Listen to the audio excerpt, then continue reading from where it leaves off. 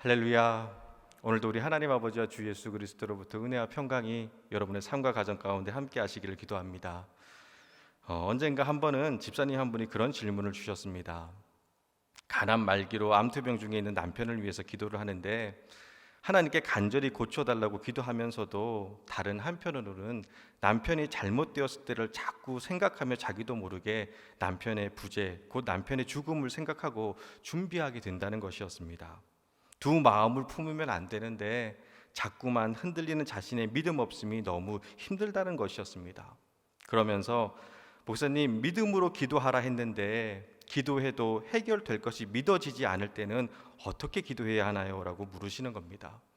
그래서 집사님, 그럴 때는 나의 믿음 없음을 불쌍히 여겨달라고 먼저 기도하세요 라고 답변 드린 적이 있습니다. 근데 여러분, 어쩌면 이 집사님의 물음이 우리의 솔직한 모습일지도 모릅니다. 기도하면서도 하나님이 우리의 기도를 들으신다는 확신 없이 기도할 때가 있습니다. 그리고 그것이 내 생각과 경험으로 어렵고 불가능에 가까울 때는 기도를 하면서도 과연 이 기도가 응답이 될까 하는 의심이 들 때가 있습니다. 예를 들면 여러분 한번 물어볼게요. 마가복음 11장 23절에 보면요, 예수님께서 제자들을 향해서 말씀하십니다. 우리 화면을 같이 참조해서 같이 말씀을 읽도록 하겠습니다. 내가 진실로 너희에게 이르노니 누구든지 이 산더러 들려 바다에 던져지라 하며 그 말하는 것이 이루어질 줄을 믿고 마음에 의심하지 아니하면 그대로 되니라. 아멘. 예수님은 기도하면 산을 들어 바다에 던질 수 있다고 말씀하셨습니다. 근데 여러분, 혹시 산이 들려 바다에 던져지는 거 보신 적 있으신가요? 아니면 이와 비슷한 놀라운 기적의 역사를 보신 적이 있으신가요? 거의 없으실 겁니다. 이유는 하나님이 능력이 없어서가 아니라 하나님이 우리의 기도에 응답하지 않으셔서 그런 게 아니라 우리가 산을 들어 바다에 던지는 것 같은 기도를 드리지 않기 때문입니다. 왜냐하면 누가 생각해도 이건 불가능한 일이기 때문입니다. 그래서 아예 시도조차 하지 않습니다. 우리가 믿음이 좋은 것 같지만 사실 안 그래요. 기도하면 산에 들려 바다에 던져진다 말씀하셔도 우리 마음 한 구석에는 에이, 설마 정말 그렇게 되겠어 하는 의심이 앞섭니다. 도저히 불가능한 일이기에 기도할 엄두조차 내지 않습니다. 사실 저 역시도 마찬가지입니다. 믿음이 있고 의심하지 아니하면 이 산더러 들려 바다에 던지라 하여도 그대로 될 것이다 예수님 말씀하셨지만 주님, 산이 들려 바다에 던지는 것 정도는 바라지도 않습니다. 그저 아픈 사람 위해 기도하면 그 병 낫게 해주시고 어려운 문제 때문에 힘들어하는 성도들 위해 기도해주면 그냥 그 문제가 해결되는 은혜만으로도 저는 충분히 족합니다 하고 저도 모르게 스스로 움츠려들고 작아집니다. 근데 여러분, 믿음은요 그런 게 아닙니다. 진짜 믿음은 산을 들어 바다에 던지는 겁니다. 제 말이 아니라 예수님의 말씀이십니다. 오늘 말씀을 보면요, 말 못하게 하는 귀신 들린 아들을 데리고 한 아버지가 예수님을 찾아옵니다. 그런데 예수님이 자리에 없었습니다. 그래서 제자들을 향해서 아버지는 내 아들의 병을 고쳐달라고 말하지만 제자들은 엉뚱한 말만 합니다. 14절 말씀을 보면요, 이에 그들이 제자들에게 와서 보니 큰 무리가 그들을 둘러싸고 서기관들이 그들과 더불어 변론하고 있더라라고 말씀하고 있습니다. 그냥 말만 하고 있다라는 겁니다. 아무런 능력 없이 변론만 하고 있는 겁니다. 그렇게 아무런 대답도 주지 못하고 있을 때 예수님이 내려오십니다. 그리고 말씀하십니다. 우리 19절 말씀입니다. 19절 말씀 함께 읽도록 하겠습니다. 대답하여 이르시되 믿음이 없는 세대여 내가 얼마나 너희와 함께 했으며 얼마나 너희에게 참으리요 그를 내게로 데려오라 하시매. 아멘. 믿음이 없는 세대여 내가 얼마나 너희와 함께 했으며 얼마나 너희에게 참으리요. 제자들의 믿음 없음을 책망하신 후에 그 아이를 내게로 데려오라고 말씀하십니다. 그리고 그 귀신 들린 아들을 데리고 온 아버지에게 예수님이 묻습니다. 언제부터 이렇게 되었느냐? 아이의 아버지는 어렸을 때부터입니다. 귀신이 저를 죽이려고 불과 물에 자주 전던나이다. 그러나 무엇을 하실 수 있거든 우리를 불쌍히 여기사 도와주옵소서라고 대답합니다. 자, 그런데 여러분, 여기서 주목해야 할 부분이 있습니다. 아버지는 예수님이 병을 고쳐주신다는 소문을 듣고 귀신 들린 아들을 데리고 왔습니다. 그런데 아이의 아버지는요, 확신이 없었습니다. 그래서 예수님의 눈치를 살피면서 무엇을 하실 수 있거든 우리를 불쌍히 여기사 도와주옵소서라고 말합니다. 그리고 그 말을 들은 예수님은요, 너무나도 분명하게 말씀하십니다. 우리 23절 말씀입니다. 23절 말씀 우리 같이 읽겠습니다.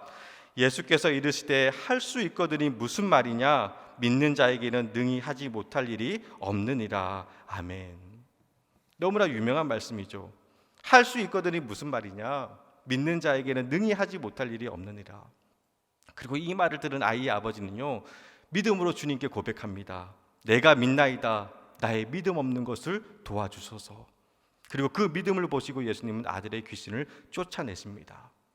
자, 이것을 통해서 알 수 있는 것이 있습니다. 그것은 기도의 능력과 기도의 권세가 시작되는 그 출발점은 결국에는 믿음이라는 것입니다.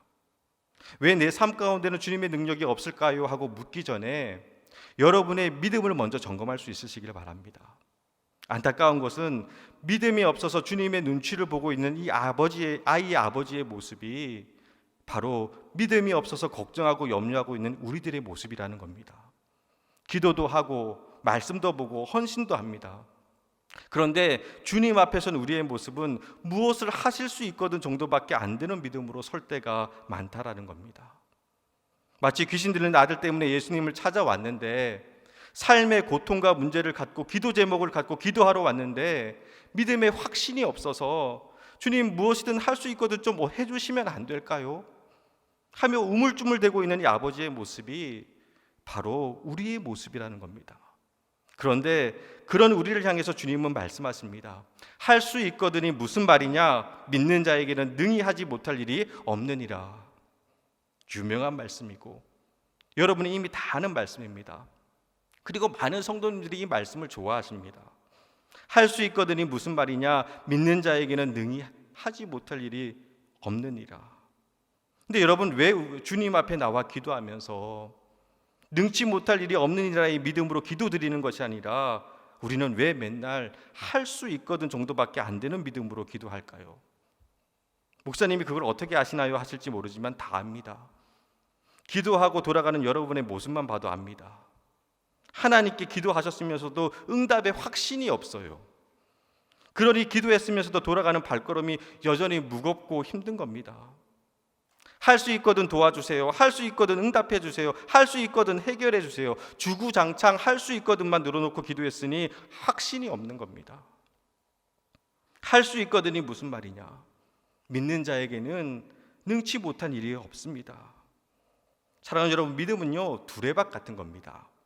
내가 어떤 믿음의 두레박을 갖고 주님 앞에 나가느냐에 따라 내가 누리는 은혜와 능력의 양도 달라집니다. 이 시간 여러분은 어떤 믿음의 두레박의 크기를 갖고 나오셨나요? 나의 믿음이 연약해서 가지고 나온 두레박이 너무 작아 여전히 걱정하고 근심에 쌓여 있다면 내가 믿나이다. 주여 나의 믿음 없는 것을 도와주소서라고 외치며 주님 앞에 엎드렸던 이 아버지같이 내가 믿나이다 주여 나의 믿음 없음을 도와주소서라고 믿음으로 선포하며 기도하셔야 됩니다.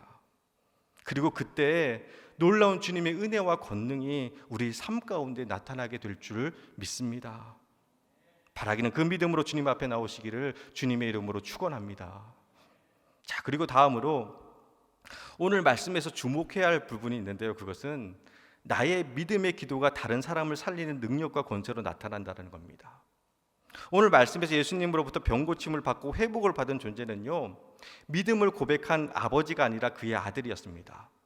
아들 자신의 믿음의 고백으로 구원을 받게 된 것이 아니라 아버지의 믿음의 고백으로 예수님은 아들에게 들린 귀신을 쫓아내 주셨습니다. 말씀을 보면요, 아들은 어릴 때 날 때부터 귀신이 들렸기에 혼자서 할 수 있는 것이 아무것도 없었습니다. 그런 아들을 대신해서 아버지가 예수님을 찾아왔고 아들을 고쳐줄 것을 믿음으로 간청했습니다. 그리고 예수님은 그 아버지의 믿음을 보시고 아들에게 들린 귀신을 쫓아내십니다. 아버지의 믿음이, 아버지의 기도가 아들을 살린 겁니다. 즉 누군가를 위해서 간절함으로 기도한다면 나의 기도가 그 사람을 살리는 능력과 권세로 나타나는 것입니다. 그런데 자, 여기서 조금 혼동되시는 분들도 계실 겁니다. 우리는 보통 믿음이란 하나님 앞에 단독자로 서는 것이다. 그래서 다른 사람의 기도보다는 나의 믿음의 고백이 중요하다고 알고 있습니다. 맞습니다. 그래서 이런 말을 다들 한 번쯤 들어보셨을 겁니다. 예전에 부흥 강사 목사님들이 교회 안 나오는 남편들을 향해서 또 신앙생활 제대로 안 하는 자녀들을 향해 굉장히 직설적으로 하셨던 말들이 있습니다. 예를 들면 이런 겁니다. 마누라 치맛자락 붙들고 천국 가는 줄 아세요? 엄마 버선발 붙잡고 천국 가는 줄 알아? 너희들이 믿어야 돼. 여러분이 믿으셔야 됩니다. 한 번쯤 들어보셨죠? 다 들어보신가 합니다. 시침이 되고 있는 거. 그렇게 선포하시며 자신의 믿음을 강조했습니다. 맞습니다. 구원론적인 측면에서는요, 맞는 말입니다. 마누라 치맛자락 붙잡고 천국 못 가고요, 엄마 버선발 붙잡고 천국 못 갑니다. 예수님이 그리스도이심을 마음으로 믿고 입으로 시인해야 됩니다. 다른 사람의 믿음이 아니라 나의 믿음이 중요합니다. 너무나 당연한 말입니다. 하지만 여러분, 기도론적인 측면에서는요, 마누라 치맛자락 붙잡고 천국 갑니다. 엄마 버선발 붙들고 천국 갑니다. 왜냐하면 생명 걸고 기도하는 아내가 있고 생명 걸고 기도하는 엄마가 있다면 그 기도가 반드시 하나님의 은혜로 그 영혼을 이끌어가는 통로가 되기 때문입니다. 사랑하는 사람을 위해서 가슴치며 저 영혼을 불쌍히 여겨달라고 기도하는 그 기도가 결단코 땅에 떨어지지 않음을 저는 믿습니다.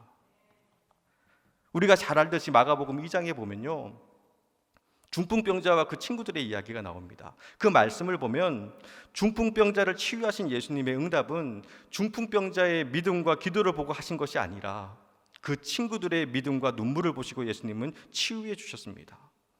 중풍병자가 믿음을 가졌다는 이야기는요, 하나도 나오지 않습니다. 오직 나오는 것은 그 친구들의 믿음을 보시고가 전부입니다. 이것을 통해서 여러분에게 드리고 싶은 도전이 있습니다.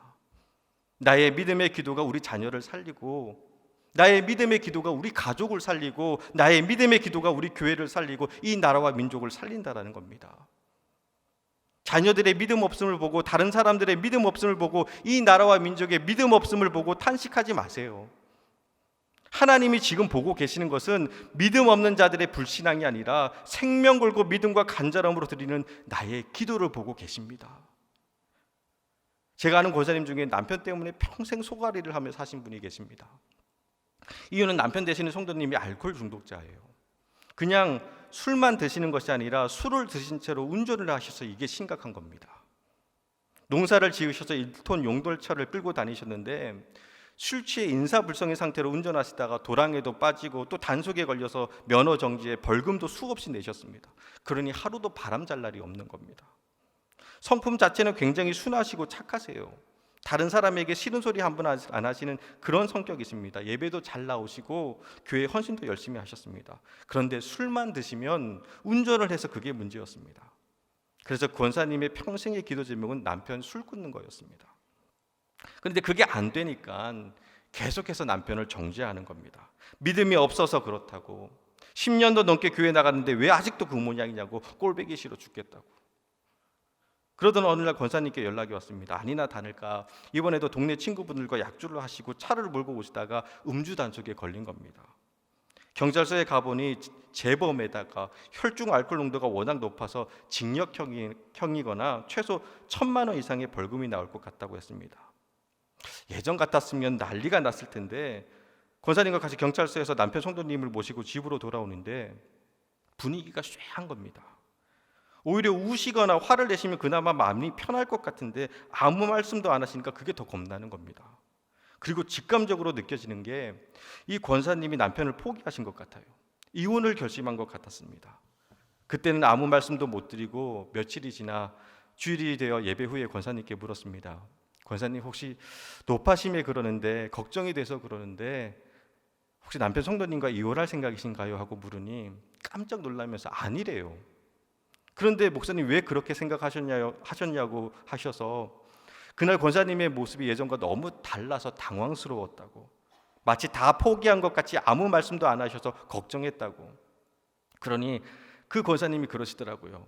경찰서에서 연락을 받고 너무 악에 받쳐서 몸이 부들부들 떨리더라는 겁니다. 이런 상태로 여기서 그 인간은 남편분이십니다. 그 인간 보면 뭔 짓을 할지 몰라갖고 마음을 진정시키려고 기도를 했다는 겁니다. 하나님, 이 인간은 구제불능입니다. 그렇게 사고치고 먹으시면서도 술을 끊겠다라는 의지도 없고 무책임하고 어찌할 수 없을 정도로 막무가내입니다. 10년이 넘게 교회 다녔지만 믿음이 없습니다. 주님, 어떻게 하면 좋습니까? 하고 기도를 하는데 주님이 그런 마음을 주시더래요. 남편의 믿음을 논하지 말고 너의 믿음을 보고 싶다. 너는 얼마나 진실하게 기도하고 있느냐? 기도하면 남편이 변화될 것이라고 정말 믿느냐? 그 주님의 무림 앞에서 이 권사님의 마음이 무너지신 겁니다. 지금껏 술 먹고 사고치는 남편을 정죄만 했습니다. 남편 믿음 갖게 해달라고 기도는 했지만 한심스럽고 믿고 화가 나서 기도한 것이지 정말 남편이 변화될 것이라고는 믿지 못했다라는 겁니다. 그런데 남편의 믿음을 논하지 말고 너의 믿음을 보고 싶다라는 이 주님의 음성 앞에 권사님이 깨지신 겁니다. 그 전까지 남편의 믿음 없음을 비난하며 그것을 위해서 기도했는데 이제는 나의 믿음 없음을 회개하며 진실한 믿음의 기도를 하나님께 드리게 되신 겁니다. 그리고 주님이 그 기도에 응답하셨습니다. 남편 성도님이 결국 술을 끊으셨습니다. 사랑하는 여러분, 꼭 기억하시길 바랍니다. 누군가를 위해서 생명 걸고 드린 믿음의 기도는 절대로 땅에 떨어지지 않습니다. 그 사람의 믿음 없음을 속상해하지 마시고 나의 믿음을 주님 앞에 고백하며 전심으로 기도할 수 있으시길 바랍니다.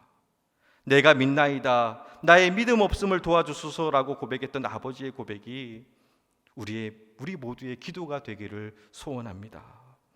그래서 이 시간 축복하는 마음으로 선포합니다. 할 수 있거든이 무슨 말이냐? 믿는 자에게는 능치 못한 일이 없습니다. 그리고 여러분, 할 수 있거든이 무슨 말이냐? 믿는 아내에게는, 믿는 어머니에게는, 믿는 아버지에게는, 믿는 성도에게는 능치 못할 일이 없습니다. 그러니 속상해하지 마시고 답답해하지 마시고 걱정도 하지 마시고 기도하세요. 믿음으로 기도하세요. 그 기도 가운데 하나님께서 역사하여 주실 줄 믿습니다. 끝으로 오늘 본문 말씀을 보면요, 모든 사건이 종료되고 난 후에 제자들이 예수님께 진지하게 묻습니다. 선생님, 왜 우리는 귀신을 못 쫓아내는 겁니까?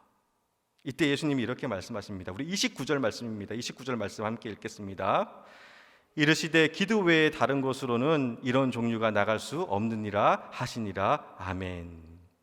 이르시되 기도 외에는 다른 곳으로는 이런 종류가 나갈 수 없느니라. 기도 외에는 없다라는 겁니다. 여러분, 이게 답입니다. 오직 기도만이 문제를 해결할 수 있는 유일하고 확실한 방법이라는 겁니다. 코로나19가 장기화로 다들 힘든 시간을 보내고 있습니다. 백신 맞고 치료제 나오면 괜찮겠지 하며 참고 견딘 시간이 벌써 1년이 넘었습니다. 이제는 위드 코로나라고 해서 자포자기하는 심정으로 코로나와 같이 가야 한다는 말도 나오기 시작했습니다. 하지만 여러분, 저는 크게 걱정하지 않습니다. 왜냐하면 우리가 기도하고 있잖아요. 이 목사님, 우리가 무슨 그런 힘이 있습니까? 하실지 모르지만 아닙니다. 할 수 있거든이 무슨 말이냐? 믿는 자에게는 능치 못할 일이 없으시다고 예수님 말씀하셨잖아요. 그리고 믿는 우리가 기도하고 있잖아요. 가나안 농군학교를 설립한 김용기 장로님이라는 분이 계십니다. 그리고 가나안 농군학교에는요, 아직도 그 김용기 장로님이 기도하셨던 기도 초소가 남아 있는데요, 그냥 산속에 있는 작은 골방 같은 기도처입니다. 그리고 그곳에서 새벽 4시부터 6시까지, 그리고 오후 4시부터 6시까지 하루에 2번 4시간씩 하루도 거르지 않고 기도하셨다고 합니다. 그런데 인상적인 것은요, 그 기도 골방 가운데 이런 문구가 적혀 있습니다. 조국이여 안심하라. 무슨 말입니까? 내가 기도하고 이곳에서 기도하고 있으니 조국이여 안심하라는 겁니다. 처음 그 문구를 보았을 때는요, 나라와 민족을 위해서 이렇게 기도하시는 분이 계셨다는 것에 참 감사했습니다. 그런데 어느 날 문득 안심하라라는 이 문구가 저에게 너무나 큰 도전이 되었습니다. 내가 기도하고 있으니 안심하라. 과연 나는 나라와 민족까지는 아니더라도 누군가에게 제가 기도하고 있으니 안심하세요라고 말할 수 있을까? 말기 암 환자인 성도님께 제가 기도하고 있으니 안심하세요라고 말할 수 있을까? 중요한 시험을 앞둔 수험생에게 목사님이 기도하고 있으니 안심해라고 그렇게 말할 수 있을까? 고난과 시련으로 어떻게 해야 될지 막막하고 캄캄한 그런 비참한 상황 가운데 있는 가정을 책망하며 성도님 제가 기도하고 있으니 안심하세요라고 나는 과연 말할 수 있을까? 쉽지 않을 것 같아요. 기도하세요. 저도 기도할게요까지는 주저함 없이 할 수 있을 것 같은데 안심하세요라고 말씀드리기는 망설여집니다. 솔직히 우리 그렇잖아요. 기도는 하지만 여전히 걱정되잖아요. 안심이 잘 안 되잖아요. 그런데 바라기는 이제부터라도 정말 믿음으로 기도하기를 원합니다. 기도하면서도 염려하고 두려워하는 것이 아니라 우리가 기도하는 가운데 역사하실 하나님을 신뢰하며 내가 기도하고 있으니 안심하라라고 주저함 없이 선포할 수 있는 그런 믿음의 사람들, 기도의 사람들이 되기를 원합니다. 조국이여 안심하라, 내가 기도하고 있다. 춘천중앙교회여 안심하라, 내가 기도하고 있다. 내 아들아, 내 딸아 안심하라, 엄마가 아빠가 기도하고 있다. 성도님 안심하세요, 제가 기도하고 있어요. 우리 안에 그런 믿음의 고백들이 막 터져 나왔으면 좋겠습니다. 사랑하는 여러분, 험한 세상 가운데 살아가는 것이 쉽지가 않습니다. 고난과 문제는 끊임없이 찾아오고 한 치 앞도 알 수 없는 미래는 우리를 두렵게 합니다. 그런데 여러분 꼭 기억하시길 바랍니다. 믿는 자들에게는 능치 못할 일이 없습니다. 우리의 믿음의 기도에 하나님은 역사하십니다. 기도 외에는 다른 것이 없습니다. 바라기는 수많은 문제와 어려움 앞에서도 믿음의 기도로 승리하는 기도의 용사들이 되시기를 주님의 이름으로 축원합니다.